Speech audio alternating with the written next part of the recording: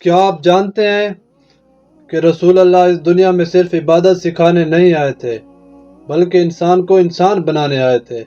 آئیے جانتے ہیں ایک ایسی حقیقت جو ہماری سوچ بدل سکتی ہے۔ اس دنیا میں علم بڑھ چکا ہے، ٹیکنالوجی آسمان کو چھو رہی ہے، مگر ایک چیز دن بدن کم ہوتی جا رہی ہے اور وہ ہے اخلاق۔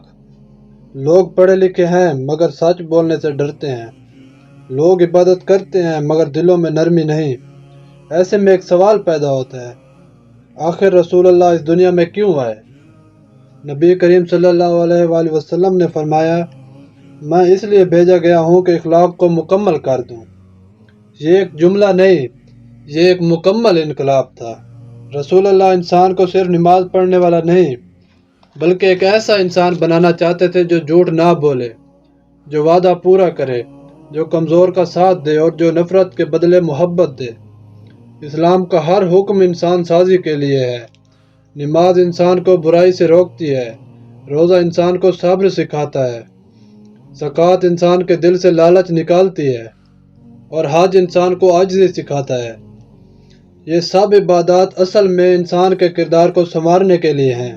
رسول اللہ نے ایسا معاشرہ بنایا جہاں طاقتور کمزور پر ظلم نہیں کرتا تھا، جہاں عورت کو عزت ملی، جہاں یتیم کو سہارا ملا اور جہاں دشمن کو بھی معاف کر دیا گیا۔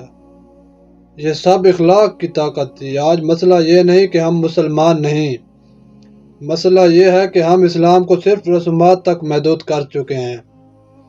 ہم نماز تو پڑھتے ہیں مگر زبان سے جھوٹ بھی نکل جاتا ہے۔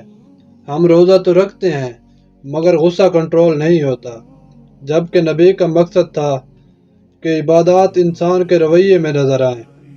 سوچنے کی بات یہ ہے، اگر آج رسول اللہ ہمیں دیکھیں تو کیا وہ ہمارے اخلاق سے خوش ہوں گے؟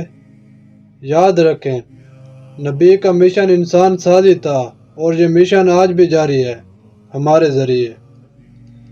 اگر آپ کو یہ ویڈیو سوچنے پر مجبور کرے تو اسے لائک کریں، اور اگر آپ مزید ایسی حقیقتیں جاننا چاہتے ہیں تو چینل کو سبسکرائب کریں، کیونکہ اصل اسلام اصل انسانیت ہے۔